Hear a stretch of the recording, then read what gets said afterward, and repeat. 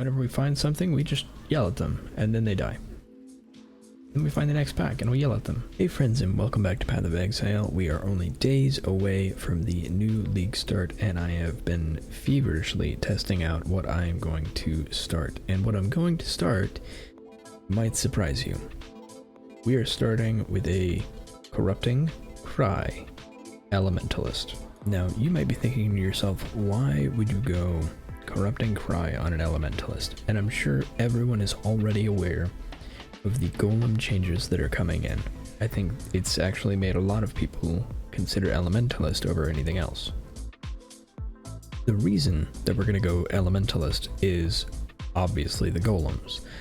Chaos golems now give you generic damage over time multi.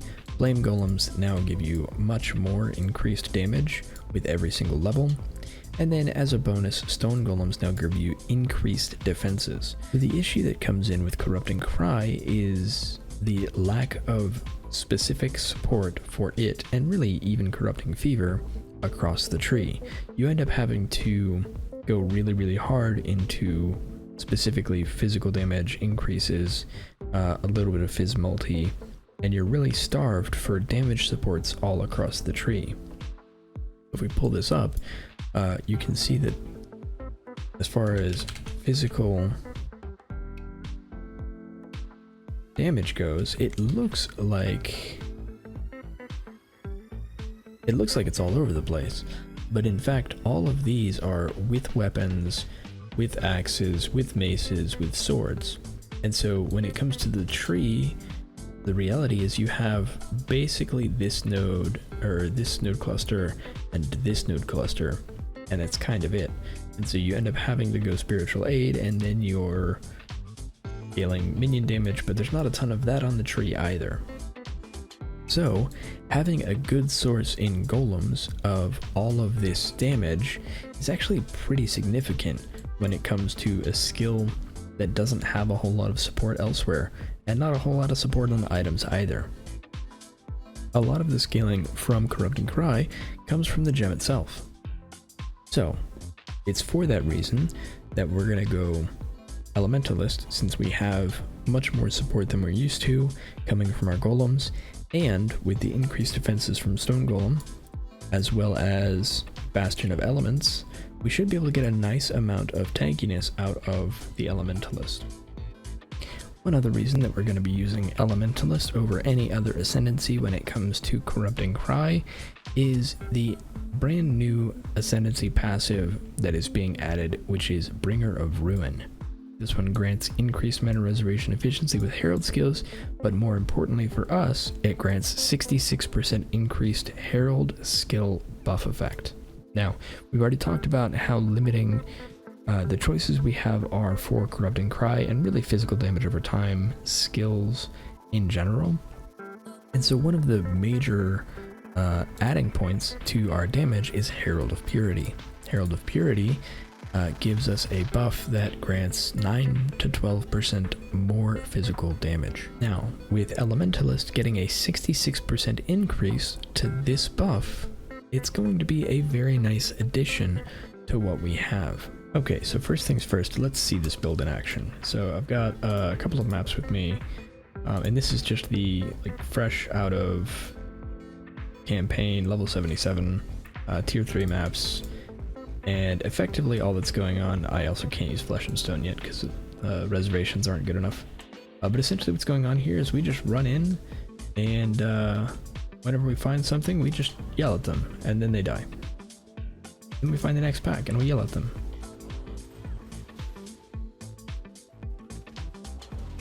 Now the upside is because there's not a ton of damage support, we can spend our time investing into defenses, and that's kind of what we're planning on doing. But because we're getting so much generic damage out of our ascendancy, it actually is going to, I think, feel really nice. Now, one thing of note is this is a damage over time skill, and it is not one that's going to reach dot cap. Corrupting Cry will never reach dot cap as far as I know. So I think the maximum it can hit might be 10 million, but I've only ever realistically seen it hit 8 million or so. So I'm assuming 10 million just because of the new supports that we're getting and new abilities to scale it we're getting from the Elementalist. So rolling through here, I'm just looking for the boss. Alright, so we are at the boss, and one thing that I want to talk about is how nice it is to craft the weapon for this build, because our ideal weapon really can only have a couple of modifiers. Throw that on you right quick. So ideal weapon is 4 mods. This weapon has only one of them, and we're doing pretty okay damage for the beginning of maps. But this is just a minion essence slam on a staff. That's all we really care about, because we want the block attack damage, we want the minion damage, and after that we're good to go. Alright, moving over to POB, we can look at what our ideal staff looks like. So these are all items that I created and just kind of threw stats at, and they're all like middle of the road on basically everything. The exception is the staff. The staff is, except in the exception of the rolls for the staff, it is all of the mods we want. But it's really kind of easy to create as soon as I can find it. Okay, so here's the staff, and this has a essence minions damage, which is the roll for the essence, +1 level socketed gems, +1 level socketed support gems, or crafted +2 level socketed support, physical damage over time multi, and damage over time multi. Now, this might seem like something that's difficult to craft, but it's really not. So what you're doing here is, number 1, get one of these 2 as a fracture, ideally.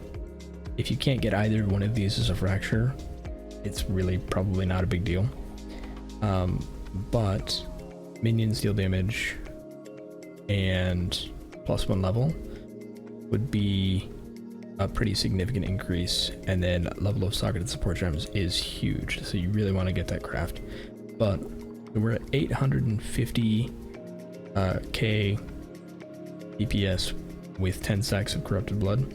If we take off both of these damage over time multis, we lose 250, so we're still around 500 with basically 3 mods, and one of them is an essence and one of them is a craft. So this is spam essence until you hit +1 level, craft on a modifier, and you're done. Once you get into the later parts of the game, phys damage over time multi, get an okay one, and damage over time multi. The ideal way to craft this that I can think of, get a damage over time multiplier fracture, and then spam your essence until you get a +1 level of socketed and an empty prefix, and then try and multi-mod craft so that you can get the crafted +2 and also a suffix of prefixes cannot be changed, and then reforge on harvest bench physical damage over time multi is the only physical mod in the suffix pool for a war staff, and so you will hit this mod. It's just about which tier you hit. Point is, this is a pretty easy staff to create, so it shouldn't be a big gatekeeper for the rest of your game. The rest of this stuff is rare with Searing Exarch and Eater low level mods, and so the big ones here that are adding damage are Vulnerability Curse Effect, effective buffs granted by golems, and oh, I forgot to do these, so these aren't even there. One thing that is expensive in this is Leader of the Pack. So this is a citrine amulet that has Leader of the Pack, and again, this is not required for the early parts of maps. This is, you know, your red map goals, but what this is allowing you to do is fit in Flesh and Stone, and this is just to increase our defenses a little further. If you don't have enough money for that, just don't enable Flesh and Stone and wait until you're ready for that. Same thing with the Enlighten. You don't need either one to do Pride and Determination, and you're just waiting for Flesh and Stone. Another big benefit that we have is we're not using Malevolence at all on this build. The reason for that is I'm not willing to take the hit and bring off Determination, because I think staying alive is really nice and I like doing it. So with the League mechanic, we're getting Mercenaries. I am willing to bet that some of those Mercenaries are going to have Malevolence as an aura, which means we can get a free Malevolence on our gear, or on our character. So if we add in a Malevolence, you can see that we jump up about 200,000 DPS, which means getting to 1 million on this build isn't that bad. Now, as far as damage expectations go, this is kind of where it starts being super comfortable, almost no matter what you fight. I've had a Corrupted Cry build that just does 2 million damage, and I've fought tier 17 bosses with it. I like the way it feels. You're not going to break any records, it's not going to be super fast, but it can be really cozy because you've got so much room to invest in defenses. Okay, so one other very nice thing that we have going on here is because we're going Elementalist, we have basically an extra ascendancy point that I didn't know what to do with. So we have the Golem ascendancy node, we have the Bastion of Elements, we're going to have the Herald node, which is going to be replacing Elemancer, and I didn't know what to do with the fourth until I really gave it some thought. Shaper of Storms makes all of our hits shock and will now make our shock at least 25%.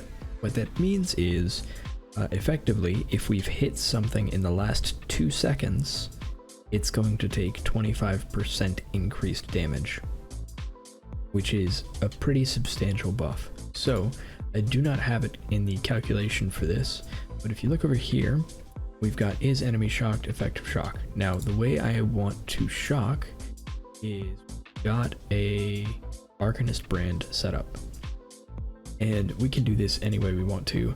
I just like Arcanist brand because I really don't like clicking buttons all the time, but effectively Arcanist brand will trigger the linked things every 1 second, and that means it will alternate between vulnerability and reap, which means reap will go off every 2 seconds.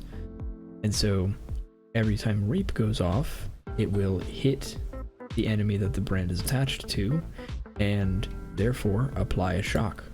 And so if we tick on this shock right here, you can see we get a huge damage buff anytime they are shocked.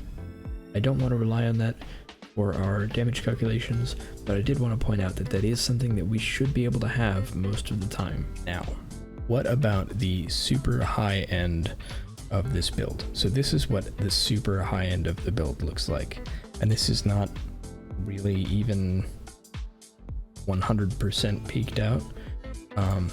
What I did here is a Forbidden Shaco with level 33 Corrupting Cry. Availability is an issue here, but what's essentially going on is the higher level your Corrupting Cry, the more base damage you're going to do and the better you're going to scale. So the higher level your Corrupting Cry, the better, which means we're pretty much going to be using Forbidden Shaco. Now, on the bright side, Forbidden Shaco is an armor ES base, which is kind of important for the layers of defenses that we chose to go, because what we're using is we're using the armor energy shield mastery that's boosting our body armor by a ton, and the armor ES mastery that gives us energy shield when we get hit by physical. So we're using these two layers. All of this gear is still all bad, so these are things that you should go for when you're getting into red maps, but you should really be upgrading these more than they are. Again, something like there's no life on the Saintly Chainmail, because I think this is something that you should absolutely be prioritizing the armor and ES on, but at this point in budget, you should be beyond the Saintly Chainmail and using something much better. Same thing with basically everything else. This is 62 life and 0 defense rolls, so upgrade these as you go. That'll get you a lot more armor, it'll get you a lot more energy shield, and the build is going to feel more cohesive as you do that. So yeah, I think that's it. As far as leveling the build goes, I've set up this leveling guide with all the different loadouts. So default loadout has nothing. The Act 1 loadout is where we're going to start, and this is just the character at the end of Act 1, utilizing Rolling Magma and running through the acts. I didn't have very good luck on this run, but you get the point. You're going through, you're using Rolling Magma, you have Vitality, Flame Wall, and Frostblink, and you're just moving along. In Act 2, I immediately go to switch to Righteous Fire. And so we go switch to Righteous Fire, we attach Efficacy, we're using Vitality, and at this point we have 2 ruby rings. It only shows 1 ruby ring, but there are 2. Here, let me just... Oh, there are 2. Why doesn't it have my other one? Okay, yeah, so there are 2 ruby rings that you should be using, and that'll get you all of the fire resistance that you need, and then some. Now, you do want to overcap your fire res as much as possible, because of course we are using this fire mastery, which is giving us our life regen per fire res. If you find yourself starting to degen, take some time and go craft on some fire res to some of your other gear with just a transmute, and that'll give you 15 to 20 fire res and therefore regen. The other thing that you can do is, as we move into Act 3, or at the end of Act 2, something that I did is I went for this life right here. Increasing your life increases the amount of damage that RF is doing to you and to your enemies. So if you start degenning, you can avoid this and then just go for a different back or some different points until you think you can handle this switch. Now, moving through Act 3, we're just setting up for what's going to be at the end of Act 3 for us, because we start getting our war cries and we can get into our golems. And the reason that we're going ahead and setting up is because we have to get our war cries and our corrupting cry from Syosa, which means we have to do the library. Once we've done the library and we've done our ascendency and moved into Act 4, we have to wait until level 34 to use our golems. And so once we hit level 34, we can look over here and see we now have a flame golem and a stone golem. We are not using chaos golem, mostly because I couldn't afford it, and chaos golem doesn't do anything for us right now. Well, it actually does a lot for us right now, but it doesn't do what it does today in the next patch. Specifically, it currently gives fizz damage reduction, which is a very, very powerful stat, but we won't have that going into Mercenaries League, and so I didn't want to use it and give myself more defenses than I should have. And you'll see that throughout all of the trees is we don't have Chaos Golem enabled, and so it is there. We do want to use it, and in this config it is accounted for right here, but it's not accounted for in the chaos resistance because I don't want to depend on it there, and it's not accounted for by having it ticked on. I also think that this is going to be higher, especially with the additional golem buff on our chest piece, but I just kept it at 40 to be a little conservative with the numbers. One other thing that we get to benefit from is the new staff mastery. There's a new staff mastery that is 3% increased life per red socket on our weapon. We have 4 red sockets on our weapon. We get 12% increased maximum life from that. We also gain some mana. I don't care about the mana. Alright, going back to Act 4, so this is the kind of switchover point. At this point, we're still using Righteous Fire, and I used Righteous Fire all the way to the end of Act 4, where I switched over. You can switch whenever you want to, but while you are in Act 4, I recommend keeping an eye out for a 3 red, 1 blue item. And the reason you want this is to support your General's Cry as soon as you can get it. So you want General's Cry, Urgent Orders, Corrupting Cry, and Efficacy. Now, a 2 red, 1 blue works, so you can use General's Cry, Corrupting Cry, and Efficacy. you don't need urgent orders. Urgent orders just makes the skill feel better. And 3 red, 1 green is also acceptable. Instead of efficacy, you use Swift Affliction. The downside with Swift Affliction is if you are using Swift Affliction, you have to be careful about the secondary duration of General's Cry. And for this is the cooldown of your skill is at this point 2.046 is longer than your Corrupting Cry duration, which means you cannot stack up to 10 Corrupting Cry stacks, and so you'll only ever hit 4. This is a pretty big deal for your overall damage, so be very careful about your durations. Later on in the build, we have a much better handle on this. So if we go back to General's Cry right here, and General's Cry right here, okay, this one's going to be worse than normal because this is the Forbidden Shako version, but you can see even the Forbidden Shako version is 3.1 secondary duration with a cooldown of 1.7. Got plenty of time to apply another set of stacks while we're waiting on those cooldowns. One last thing I want to cover is I went to the end of Act 4 where I ended up switching into the Warcry build altogether. And all you do for that switch is take away Breath of Flames and all of the Fire Mastery here, and then put that into the physical masteries over here. That's all we really need to do, and then we can move on with our build. Now, at the end of this, I jump straight to the maps tree.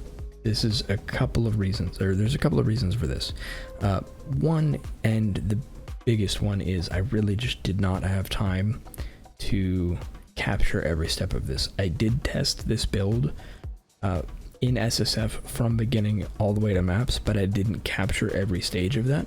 And so basically today I went to Act 4 with this just so I could capture all of these stages. But all you're going to do from Act 4 into maps is continue out from here. So we already had all of this. We're just going to grab this mana node whenever we start wanting to get more reservation efficiency. And then we're going to go out here and start going into all of these Sanctum of Thought, Faith and Steel, Whirling Barrier, Spiritual Aid, Sovereignty, and then last priority is going to be Safeguard. Grab the life whenever you can, but this can wait until the very end, since that block is very valuable, but not a priority going through the campaign. And as we move further into maps, we end up taking away some of this stuff that we had over here, which is the As the Thunder node and the Vanquisher node, and we start trading out for some more defenses, so things like Steelwood Stance, and we end up grabbing this skill effect duration all the way over here. And this is what's going to help us maintain that nice duration that we have later on. A couple of other things that are going on in the very end game version of this is we are using Intuitive Leap to grab Discord Artisan, Mystic Bulwark, and Enigmatic Defense. And the reason for this is we want to increase the effect of our Herald's buff, which is already being increased by our new node in Elementalist. And Mystic Bulwark and Enigmatic Defense give us more block chance, which is always great. And I think that about covers every part of this build. Now again, this is the super end game version. This is all I think you're going to need to face all of the bosses, and even probably fight some of the tier 17 bosses, because they don't have a ton of damage reduction and you can be plenty tanky. Well, hopefully I covered everything I needed to. If not, feel free to ask me in the comments below and I'll be sure to try and respond. I am super excited for this upcoming league. I cannot wait. I really want to try like 5 different builds, but I had to land on one that I was like, okay, this one's going to be cozy and safe and I know it scales. So this is what I picked and I can't wait to get in game. I hope you're as excited as I am, and I can't wait to see you in Rayclast on Friday. Thanks so much for watching, and I'll see you next time.